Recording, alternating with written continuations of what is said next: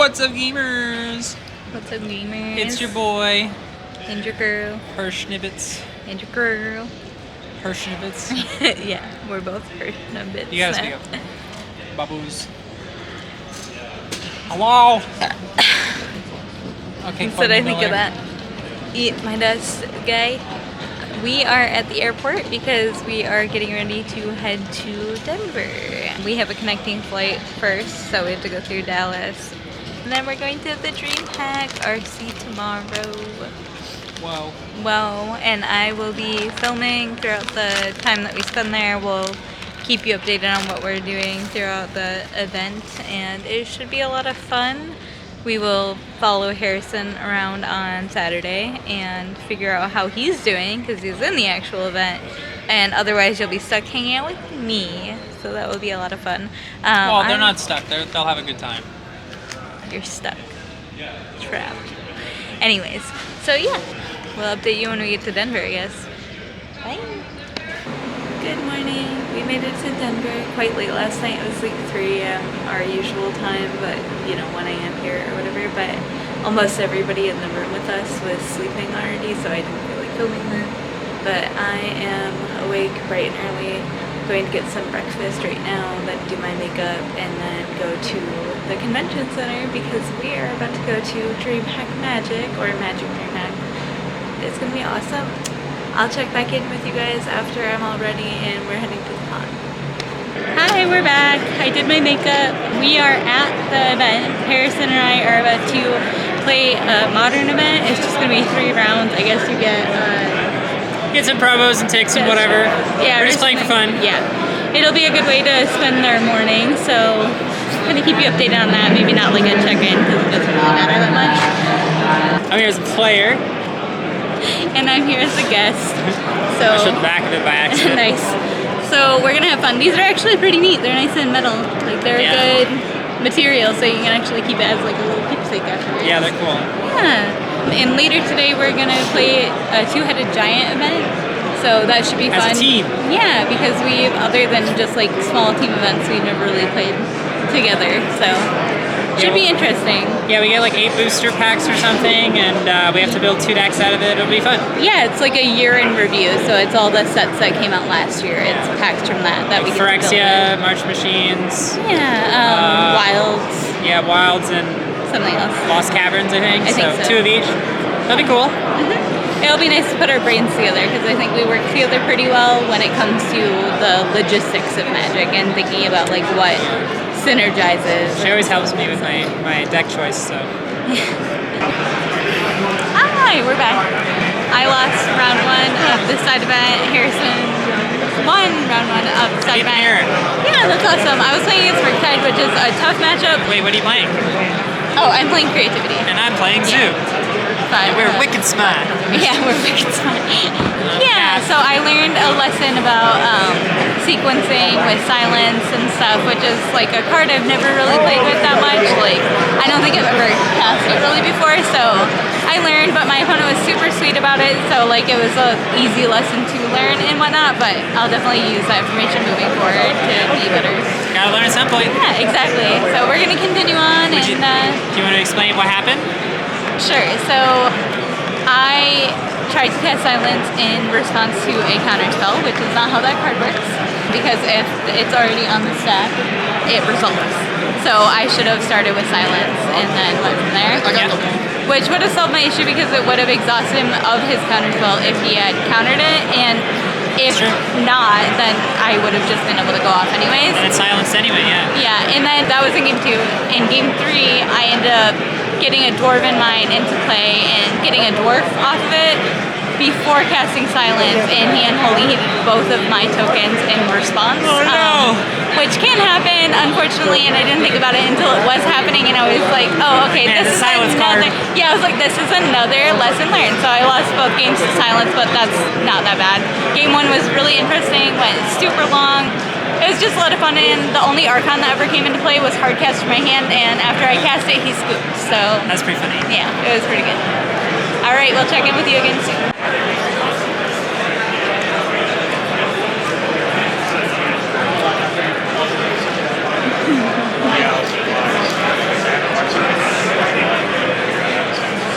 we're back. So I lost to Yawgmoth, which is a horrendous matchup for creativity. If anybody plays it, terrible time. I just couldn't get there, and Fulminator Mage. that card destroyed my green and white source, and I could not find another fetch to save my life. So I kind of just died because I died with 2 Leyline bindings in hand and one of my creativity creatures, which is super sad because you hate to see it. And this boy got bombed to death in Hammer and is learning something about his mana base, which is great. Better today than tomorrow for him to learn that lesson. So he's going to adjust his mana base before submitting his deck list tonight. But yeah, we'll check in again after round 3. It's the final round of the little side event, and then we'll just keep up with it. We'll just keep up with you throughout the day. Yes, sir. So I sadly went 0-3 in the event, and that's fine. It was just a little side event, like practice for tomorrow, which I'm not even playing in, so whatever. I'm just glad I could provide other people with a good matchup and whatnot. I played against all decks that are kind of hard to play against on creativity, which is probably why it's not very prevalent in the room. So I played against Murktide, then Yawgmoth, and then I played against Living End, which is just a harder one to navigate. It's not necessarily horrible, but he had forced negation back up for my Spell Pierce and everything, so he just ended up going off. And I mean, that happens. Let's find out how Harrison did. How did you do? I won. What did you play against? What did I play against? Kahira Control, maybe? Kahira. Yeah, that's, I don't know. Yeah, And I nonsense. beat the mirror. Nice. That was good. Yep. Well, sounds It was good. Yeah. Now what are you doing? We're constantly working on the mana. Yeah. So it is what it is. 5 color decks, We can huh? do 13 fetches. That sounds good. Alright, so he's going to work on his mana base and get his sideboard figured out because he has to enter his deck list before we play our 2-headed giant event. Because if we go to play it and he doesn't have his deck list submitted, he might end up just not getting it submitted in time just due to the nature of, Magic. Sometimes it just takes more time than you think. So I think that he's going to try and submit it before then. And yeah, then we're going to play a 2-headed giant event and hopefully that will go well.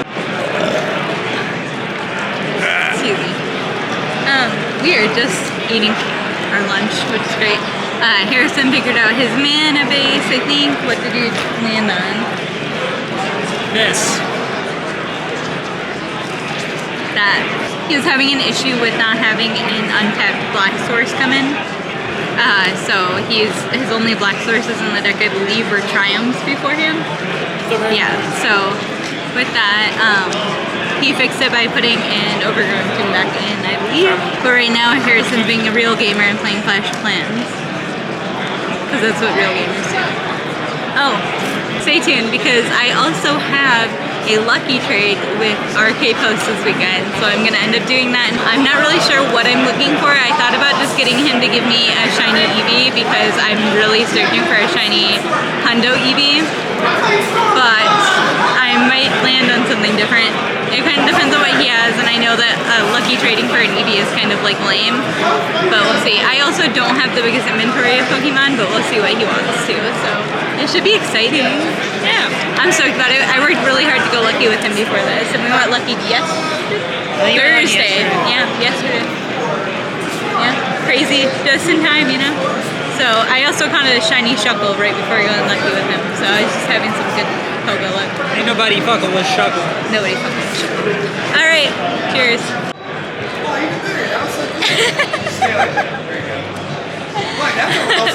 Yeah. Yeah, we liked him. He was nice. You wanna say hi? Hello! Friendly fat guy. You said Harrison? Hey, what was your name? Teddy. Teddy? Yep. Oh. Oh, nice to meet you. Nice to meet you, Teddy. Whatever, that's how it works. YouTube. It's your guys' sweet memories and awesome. Cute. Alright, let's do it. Okay, so here's our update. We have played 2 rounds of our 3-round 2-headed giant event. Yep. And we lost round 1. We died to our own enchantment, which is fine, it happens. And I drew 11 lands. But Yeah, but also Fights our are over. enchantment, And then we just did our round 2 in like 10 minutes. It was really, really quick. It's one game because it goes so long. Yeah, we both curved out and just absolutely obliterated them. Sorry to our opponent, but had to be done, you know? I'm not, sorry. Yeah. Right now we're going to see the prize wall, and we'll check back in with you in just a little bit and let you know how it goes. Okay, we are back in the hotel room. Our two-headed giant event, we ended up taking another game, so we ended up 2-1. We just got some ticks for that and stuff. It was a lot of fun though. Last game I started with my 1-drop that made the opponents both lose a life and have to discard a card. And then my 2-drop was also like each opponent discards a card. So it was like emptying their hands really quick, and that was super nice. So it was a lot of fun. And then Harrison scored a metal treasure token, and it's actually Ragavan's treasure. I'll have to show you guys. Exclusive one. I think there are only 1,000 made, so it's really awesome that Harrison actually got one.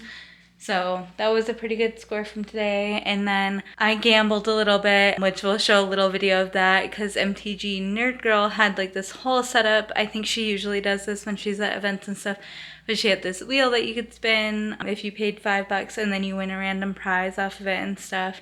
And then they had a system where you roll a d20 and you can win something. And it was pretty cool. It was a lot of fun. And then tomorrow, because I'm cosplaying, I'm actually helping with a cosplay draft, which I'll probably go into more details once I find out more details about that. But I'm really excited about that. So all good things today. We ended up going out to dinner with our friend David and his dad. It was really nice. It was like Asian fusion dinner, and then now we're back and we're gonna take a look at Harrison's deck and just make sure that we know what we're boarding out in certain situations and whatnot. And then we're gonna shower and go to bed probably. So we'll see you in the morning. So what are we doing today, sir? We are going to be playing a game. A game? A game. A game it's of a dice. rolling game. You might think, oh, I've played these before, D&D and that sort of thing. Oh, probably not. Not in this case. This one. You're gonna throw a dice, like so. It will land on a corresponding number, Roll the and 2. then you would flip over the corresponding card. Wow. 5, 6, 7, 8, 9, 10 to 15, all the way over to the natural 20, and you can win a playmat. Wow. So, Win one of those. Very one of cool. these right here.